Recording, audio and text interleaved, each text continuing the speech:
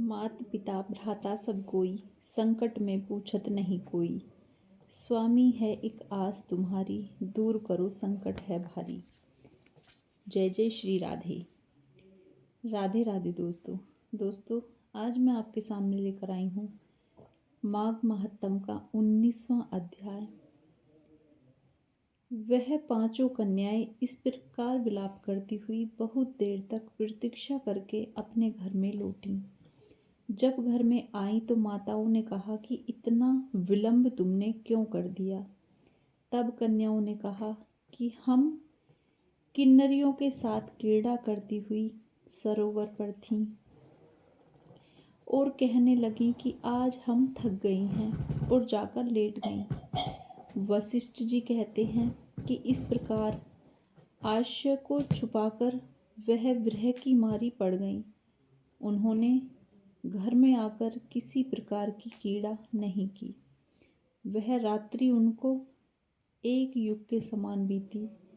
सूर्य नारायण के उदय होते ही वह अपने आप को जीवित मानती हुई माताओं की आज्ञा लेकर गौरी पूजन करने वह कन्याएं वहां पर जाने लगीं। उसी समय ब्राह्मण भी स्नान करने के लिए अच्छा सरोवर पर आया।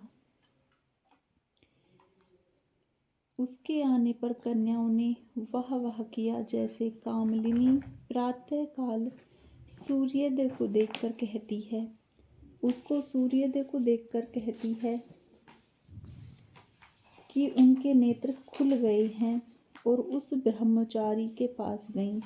आपस में एक दूसरी का हाथ पकड़कर चारों तरफ से उसको घेर लिया और कहने लगी कि मूर्ख, उस दिन तू भाग गया था, आज नहीं भाग सकता। हम लोगों ने तुमको घेर लिया है। ऐसे वचन सुनकर बाहुपास में बंधे हुए ब्राह्मण ने मुस्कुराकर कहा, तुमने जो कुछ कहा सो ठीक ही है, परंतु मैं तो अभी विद्याभ्यासी और ब्रह्मचारी हूँ। गुरुकुल में मेरा विद्याभ्यास पूरा नहीं हुआ है। पंडित को चाहिए कि जिस आश्रम में वह रहे उसके धर्म का पालन करे। इस आश्रम में मैं विवाह करना धर्म नहीं समझता। अपने व्रत का पालन करके और गुरु की आज्ञा पाकर ही विवाह कर सकता हूँ, पहले नहीं कर सकता। यह बात सुनकर वह कन्याएं इस प्रकार बोलीं जैसे बैसाख मास में कोयल बोलती है। वह कहने लगी कि धर्म से अर्थ और अर्थ से काम और काम से धर्म के फल का प्रकाश होता है। ऐसा ही पंडित लोग और शास्त्र कहते हैं कि हम काम सहित धर्म की अधिकता से आपके पास आई हैं, सो आप पृथ्वी के सब भोगों को भोगिए। उस ब्राह्मण ने कहा कि तुम्हारा वचन सत्य है, किंतु मैं अपने व्रत को समाप्त करके ही विवाह कर सकता हूँ, पहले नहीं कर सकता। तब वे कन्याएं कहने लगीं कि तुम मूर्ख हो। अनोखी औषधि, ब्रह्मा बुद्धि, रसायन, सिद्धि, अच्छे कुल की सुंदर नारियों तथा मंत्र जिस समय प्राप्त हों तभी ग्रहण कर लेना चाहिए। इसी से कार्य को टालना अच्छा नहीं होता। केवल भाग्य वाले पुरुष ही प्रेम से पूर्ण, अच्छे कुल से उत्पन्न, स्वयं वर चाहने वाली कन्याओं को प्राप्त होते हैं।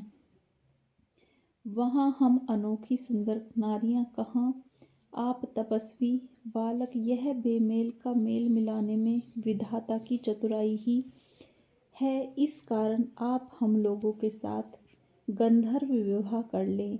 इनके ऐसे वचन सुनकर उस धर्मात्मा ब्राह्मण ने कहा कि वृत्ति रहकर इस समय विवाह नहीं करूँगा, मैं स्वयंवर की इच्छा नहीं करता। इस प्रकार उसके वचन सुनकर उन्होंने एक दूसरी का हाथ जोड़कर उसको पकड़ लिया।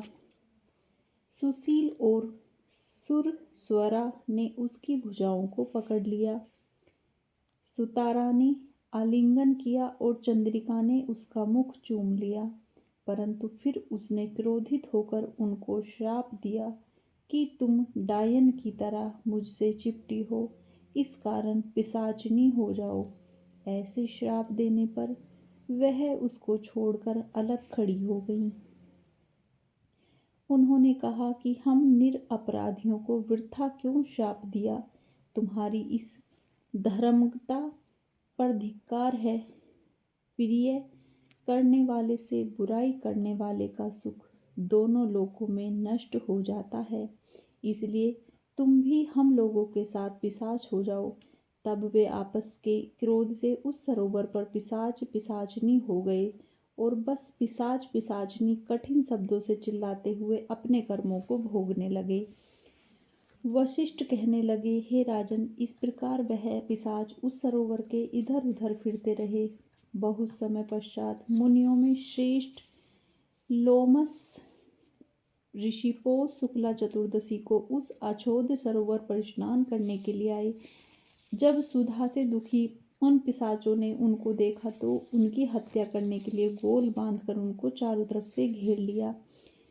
वेदाधिकारी ब्राह्मण भी वहां पर आ गए और उन्होंने लोमश ऋषि को साष्टांग प्रणाम किया। पिशाच ऋषि के तेज के सामने ठहर न सके और दूर जाकर खड़े हो गए। वेदानिधि हाथ जोड़कर लोमश ऋषि से कहने लगे कि भाग्य से ही ऋषियों के दर्शन होते हैं। फिर उन्होंने गंधर्व कन्या और अपने पुत्र का परिचय देकर सब वृत्तांत सुनाया और कहा कि हे मुनिवर, यह सभी आपके श्राप मोहित होकर आपके सम्मुख खड़े हैं। आज इन बालकों का निस्तार होगा जैसे सूर्योदय से अंधेरे का नाश हो जाता है। वशिष्ठ जी कहने लगे कि पुत्र के दुख से दुखी और वेद निधि ब्राह्मण के ऐसे वचन सुनकर लोमश ऋषि के नेत्रों में जल भर आया और वेदा निधि से कहने लगे, मेरे प्रसाद से बालकों को शीघ्र स्मृति पैदा हो। मैं उनका धर्म कहता हूँ, जिससे इसका आपस का ज्ञान विलीन हो जाएगा। तो दोस्तों, ये था 19वां अध्याय यहाँ पर समाप्त होता है।